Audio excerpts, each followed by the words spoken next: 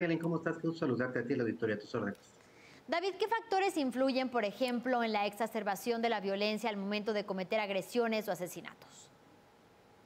Bueno, en este caso particular, en el caso de los eventos que vimos tanto en Jalisco como en Guanajuato, Guanajuato. se debió, de acuerdo a lo que tenemos de información, a una reacción del crimen organizado frente al eventual operativo de captura de dos integrantes de su dirigencia. Sin embargo, en función de la información que nos proporcionó el secretario de la Defensa hoy por la mañana, no hubo tales detenciones, es decir, se trata de dos operativos fallidos, muy similares a los que ocurrieron en su momento en el estado de Sinaloa, con el así llamado Culiacanazo, en donde actos justamente de narcoterrorismo inhibieron que al final se cerrara el anillo de captura y finalmente fueran aprendidos de manera permanente.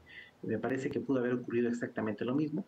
Lo que distingue en este momento a estos episodios de guerra que se vivieron tanto en Jalisco como en Guanajuato, es que los personajes que iban a ser aprendidos tenían el control de las actividades delictivas en estas dos entidades, y Ujú. por eso se desataron una serie de eventos de narcoterrorismo, secuestro de vehículos, incendiarlos, atacar tiendas de conveniencia. Fue prácticamente un guanajuatazo lo que vimos el día de ayer. ¿Y qué tan acertado en este contexto es decir que los actos de violencia se registran por luchas entre bandas y cárteles rivales? Sí, en efecto, la mayoría de los homicidios dolosos, el incremento Ujú. de la violencia en homicidio en el país está directamente vinculada con la guerra de cárteles a lo largo y ancho del territorio nacional. Tenemos, como lo hemos mencionado en otras coyunturas, una guerra civil no declarada entre dos grupos de macrocriminalidad, el cártel Jalisco Nueva Generación y el cártel de Sinaloa, que tienen aliados locales en distintos estados del país: Zacatecas, Guanajuato, Michoacán, Colima, Durango, evidentemente Sinaloa, incluso en la propia Ciudad de México, en la que hemos ya visto estos brotes de violencia. En efecto, coincido con tu apreciación, el incremento en la tasa de homicidios que hemos visto de manera continuada, incluso a pesar de las cifras oficiales, que Ujú. pareciera que están un tanto cuanto maquilladas, tienen que ver evidentemente con la disputa del control de los mercados del narcomenudeo en las grandes zonas metropolitanas y el control de las rutas de trasiego de drogas hacia los Estados Unidos.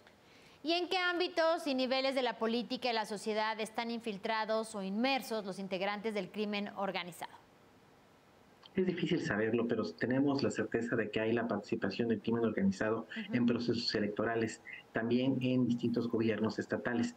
No lo digo yo, lo señalan más de 10 gobernadores que han sido hasta el día de hoy procesados, sentenciados, acusados o confesos por haber participado en trasiego de drogas, haber sido socios del crimen organizado. Ujú. Sabemos con certeza que en los gobiernos locales hay una porosidad y una permeabilidad frente al dinero del narcotráfico. A nivel federal sabemos que también ya está ocurrido desde hace muchos años. Ujú. El primer caso de un militar de alto rango involucrado en crimen organizado no fue el general Cienfuegos, Ujú. fue el general José Jesús Gutiérrez Rebollo, que incluso fue capturado, detenido en el sexenio de Ernesto Zedillo, y sentenciado por su participación en la protección de grupos de crimen organizado. Y eso que, ¿Hasta qué ajá. nivel sí, hasta qué nivel en estos momentos? Yo creo que solo lo dirán investigaciones futuras. ¿Y eso qué alcances tiene? El hecho de que el crimen organizado trabaje prácticamente de la mano con gobiernos, pero también con empresarios, en el aumento de violencia y también de inseguridad, David. Genera dos anillos de protección. Se señala constantemente que hay un fracaso de las autoridades en la persecución de los narcotraficantes y en el procesamiento y encarcelamiento de los mismos, pero esto se debe a que cuentan con anillos de protección. Incluso hay regiones del país que dependen de la economía del narco para salir a flote. En algunos países de América Latina, como Colombia y México, en los años más difíciles de décadas pasadas, dos países no se endeudaron de la misma manera que otros países de América Latina, justamente por los ingresos que obtenían por parte del narcotráfico, y esos países fueron Colombia y México. México evidentemente también tenía otra fuente de ingresos que son las remesas migrantes, pero en efecto la economía del narco está sacando a flote a muchas regiones del país que de otro modo estarían en una situación político-social muy turbulenta. Me pesa decirlo, pero lamentablemente hay regiones del país que ya están encadenadas, están sujetas y subsisten gracias a los ingresos derivados de la actividad de trasiego de drogas. Hay que generar esquemas para poder desvincular la economía mexicana y de estos flujos de recursos ilegales que evidentemente están intoxicando a la sociedad en su conjunto. Bueno, ahí sí me permites, David, entonces cabría decir que no hay solamente 2, sino 3 anillos de protección para el crimen organizado, para los criminales, ya que es gobierno, empresarios, pero también, como pasó en su momento en Colombia, la sociedad civil, que como bien dices, se ve beneficiada por los trabajos que ofrece el narcotráfico, el crimen organizado, pero también por la protección y los servicios. Ellos llevan escuelas, llevan hospitales, llevan mejoría a las zonas pues más pobres y más alejadas muchas veces. Tienen una base social de apoyo, en Muy efecto, fuerte, Elena, claro. entregan despensas, regalan juguetes, incluso en algunas regiones del país en donde los jóvenes que están llegando a la mayoría de edad y que no encuentran una ocupación, solo tienen 3 opciones: migrar a los Estados Unidos, dedicarse al comercio informal o incorporarse a los ejércitos del narco.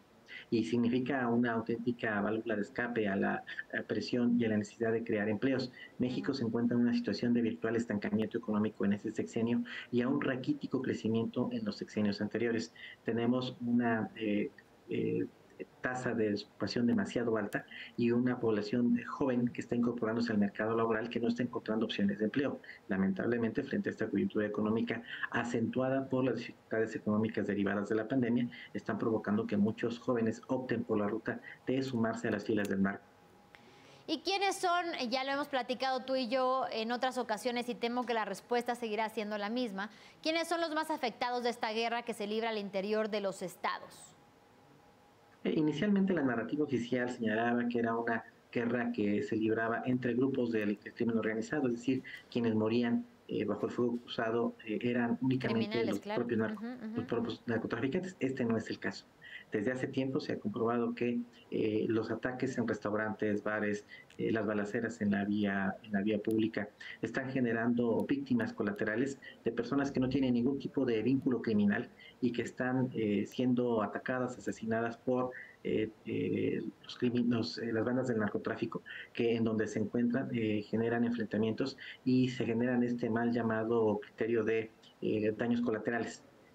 Tenemos un número indeterminado de personas que murieron bajo esta circunstancia y que irá creciendo. Es decir, la violencia que generan los cárteles no es una violencia que esté aparte de la sociedad, sino que contamina la sociedad misma, penetra el sistema judicial y lo corrompe, entra al sistema penitenciario y lo diluye. Empiezan a haber jueces y magistrados que son atacados por el crimen organizado, abogados en muchos sentidos. Es decir, el narcotráfico no es una economía que esté aparte de la economía del país, no es algo que se pueda aislar, que esté únicamente en Nuevo Laredo, en Ciudad Juárez, en Tamaulipas. No, es una situación que está permeando, incluso que llega a los barrios residenciales de la Ciudad de México, como con este atentado que sufrió el secretario de Seguridad Pública, Omar Garza, hace algunos meses. Finalmente, David, ¿qué está fallando en esta estrategia de seguridad pública implementada, pero por supuesto no solo a nivel federal, sino que también estatal y municipal? Y por otra parte, ¿de qué dependerá que los esfuerzos por reducir los niveles de violencia e inseguridad sean realmente efectivos? Está fallando casi todo, Elena. No se están dedicando los presupuestos que se requieren para enfrentar el reto. Tenemos que incrementar el presupuesto en materia de seguridad, cuando menos a 10 puntos del PIB. Ahorita estamos a menos de ese porcentaje. Y sin un incremento importante en la inversión en seguridad no vamos a mejorar.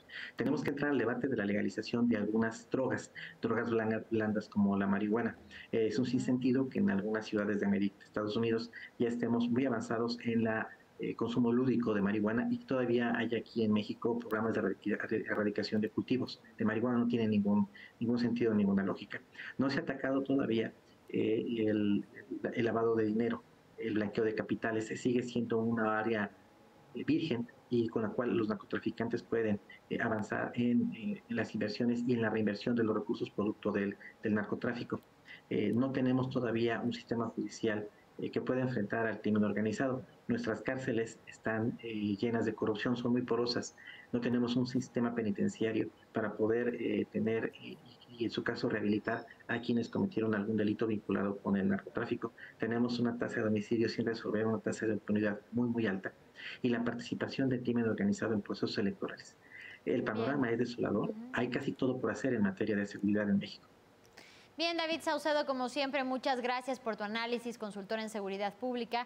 Ahí está el mensaje, los narcotraficantes, el crimen organizado tiene varios anillos de protección y cuando logra entrar en la sociedad, pues bien lo decías y lo repito y lo cito textualmente, entra en el sistema penitenciario y lo diluye y en el sistema de justicia y lo corrompe. Y mientras tanto, la sociedad es la que queda en este fuego cruzado. Muchísimas gracias, muy buena tarde. Gracias, Elena, un abrazo.